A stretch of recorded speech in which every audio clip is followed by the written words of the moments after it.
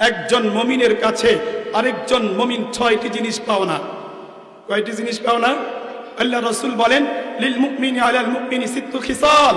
আল্লাহর নবী বিশ্বনবী জনাব রাসূলুল্লাহ সাল্লাল্লাহু আলাইহি ওয়াসাল্লাম বলেছেন, একজন মুমিনের কাছে আরেকজন মুমিন কয়টি জিনিস পাও না? 6টি জিনিস পাও না।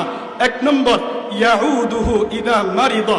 যখন কোন মুমিন ব্যক্তি অসুস্থ হবে, যখন কোন মুমিন বান্দা অসুস্থ হবে, মুসলমানদের উপর করণীয় হয়ে যায় তার সেবা করা, তার খোঁজ খবর রাখা। 1 নম্বর কি? যখন কোন মুমিন অসুস্থ হবে, যখন কোন মুমিন বান্দা অসুস্থ হবে, তার সেবা করা, তার খোঁজ খবর রাখা। আপনি বলবেন, হুজুর খোঁজ খবর রাখতে লাভটা কি হইব? قال النبي صلى الله عليه وسلم ما من مسلم يعود مسلما غدوة إلا صلى عليه 70,000 ملك حتى يمسي। আল্লাহর নবী বিশ্বনবী জনাব রাসূলুল্লাহ সাল্লাল্লাহু আলাইহি ওয়াসাল্লাম বলেন, যখন কোন মুসলমান ব্যক্তি অসুস্থ হবে, যখন কোন মুমিন বান্দা বান্দি অসুস্থ হবে, যদি কোন ব্যক্তি ওই মুমিন বান্দা বান্দির যদি সকালে খোঁজ খবর নেয়, সকালে যদি সেবা করে, আল্লাহর নবী বলেন 70,000 ফেরেশতা তার জন্য সন্ধ্যা পর্যন্ত দোয়া করতে থাকবে, মাগফিরাতের দোয়া করতে থাকবে, বলতে থাকবে, ওগো মালিক, এই ব্যক্তি আপনার একজন অসুস্থ বান্দার খোঁজ খবর নিছে, আপনি তাকে মাফ করে দেন। একজন ফেরেশতা নয়, 2 জন ফেরেশতা নয়, 70,000 ফেরেশতা তার জন্য মাগফিরাতের দোয়া করতে থাকবে। বলেন সুবহানাল্লাহ। এরপর আল্লাহ রাসূল সাল্লাল্লাহু আলাইহি ওয়াসাল্লাম বলেন, আপনি যখন আবার সন্ধ্যাবেলায় ওই অসুস্থ ব্যক্তির খোঁজ খবর নেবেন, আল্লাহর রাসূল বলেন আবার সকাল পর্যন্ত 70,000 ফেরেশতা রব্বে কারীম নিযুক্ত করে দিবেন। এই 70,000 ফেরেশতা সকাল পর্যন্ত আমার আপনার জন্য মাগফিরাতের দোয়া করতে থাকবে। তাহলে আল্লাহর নবী বিশ্বনবী জনাব রাসূলুল্লাহ সাল্লাল্লাহু আলাইহি ওয়াসাল্লাম বলেছেন, লিল মুমিনি আলাল মুমিনি সিত্তু খিসাল। একজন মুমিন বান্দা আরেকজন মুমিন বান্দার কাছে 6টি জিনিস পাবে। 1 নম্বর, যখন কোন মুমিন বান্দা বান্দি অসুস্থ হবে, তার খোঁজ খবর নিতে হবে।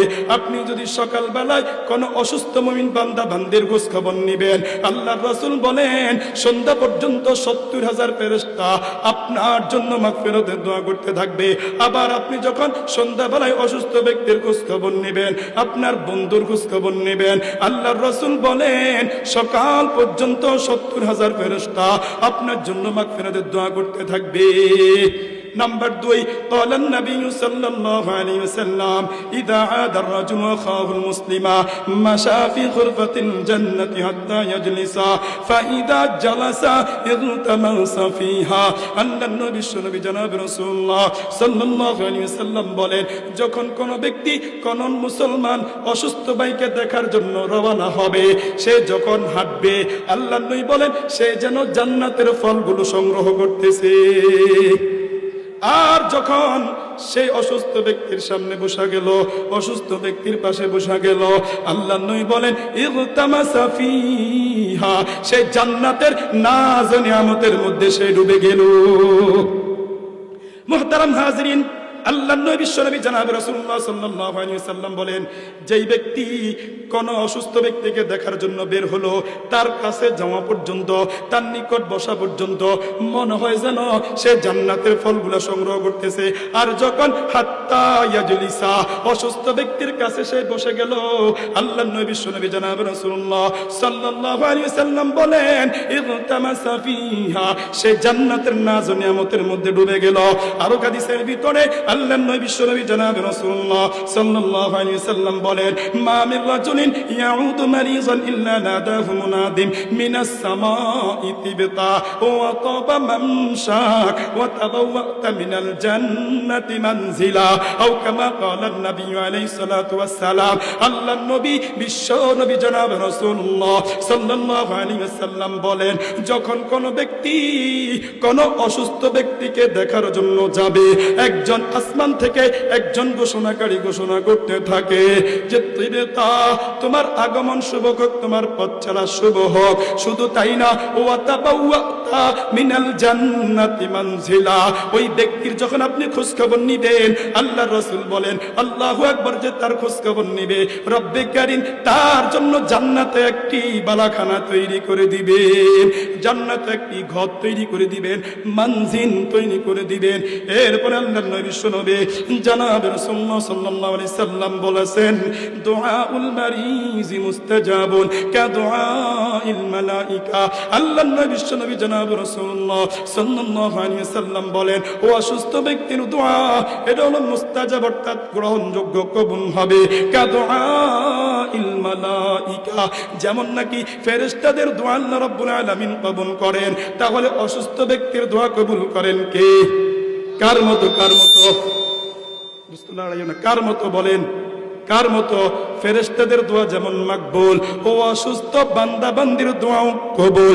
এই জন্য মুহতারাম হাজরিন, আমি আপনি যখন অসুস্থ ব্যক্তির কাছে যাব, তখন আমার জন্য কি করবেন? দোয়া চাইবেন, নিজের জন্য দোয়া চাইবেন, বলবেন আপনি তো অসুস্থ, রব্বে কারীম আপনাকে ভালোবাসেন, আপনি আমার জন্য দোয়া করেন। রাজি আছেন তো ইনশাআল্লাহ? মুহতারাম হাজরিন, অসুস্থ ব্যক্তিকে আমরা দেখার জন্য যাবো, ভালো কথা। এই অসুস্থ ব্যক্তিকে দেখার জন্য যেতে হলে কিছু আদব আছে। এক নম্বর আদব হলো তার সাথে কোমল ভাষায় কথা বলতে হবে, তার সাথে খারাপ আচরণ করা যাবে না, কর্কর ভাষায় কথা বলা যাবে না। এক নম্বর অসুস্থ ব্যক্তিকে দেখার এক নম্বর আদব, তার সাথে আমরা কোমল ভাষায় কথা বলবো। দুই নম্বর, তার মনোবল বাড়াবো, মনোবল বাড়াবো, তার হীনবল করে দিব না যে তুই সুস্থ হবি না, তুই সুস্থ হবি না, বরং বলবো রব্বে কারীম তোমাকে অসুস্থতা দিয়েছেন, রব তোমাকে সুস্থ করে দিবেন, তুমি টেনশন করো না, রব্বে কারীম তোমাকে অসুস্থ দিয়েছেন, টেনশন করো না। আল্লাহ পাক রব্বুল আলামিন এই অসুস্থতার কারণে তোমার গুনাহগুলোকে মাফ করে দিবেন। তিন নম্বর আদব, তার জন্য দোয়া করা। আল্লাহর নবী বিশ্বনবী জনাব রাসূলুল্লাহ সাল্লাল্লাহু আলাইহি ওয়াসাল্লাম দোয়া শিখিয়ে দিয়েছেন আসআলুল্লাহাল আযীম, সকলেই পড়েন আসআলুল্লাহাল আযীম রব্বাল আরশিল আযীম আইয়াশফিয়াক। তিন নম্বর, তার জন্য দোয়া করবেন। চার নম্বর, প্রয়োজনীয় সহযোগিতা করবেন। আপনি জানেন আপনার বন্ধু অসুস্থ, আপনার মা অসুস্থ, আপনার বাবা অসুস্থ, আপনার খালা অসুস্থ, সে গরিব অসহায়, তাহলে আপনি খালার জন্য 1000 টাকা দিয়ে দিলেন, 500 টাকা দিয়ে দিলেন, প্রয়োজনীয়তার জন্য সহায়তা করলেন। হাকিমুল উম্মাত মুজাদ্দিদ মিল্লাত হযরত আশরাফ আলী থানভী রাহমাতুল্লাহ আলাইহি বলেন, যখন তোমরা অসুস্থ ব্যক্তিকে দেখার জন্য যাইবা, ফল ফুরুক নিয়ত চাইতে নগদ হাদিয়া দেওয়া, এটা হলো উত্তম, এটা হলো উত্তম। এই জন্য নগদ যতটুকু সামর্থ্য আছে আপনি হাদিয়া দিবেন। 5 নম্বর, তার সাথে অতিরিক্ত কথা বলবেন না, তার কাছে অতিরিক্ত সময় ব্যয় করবেন না।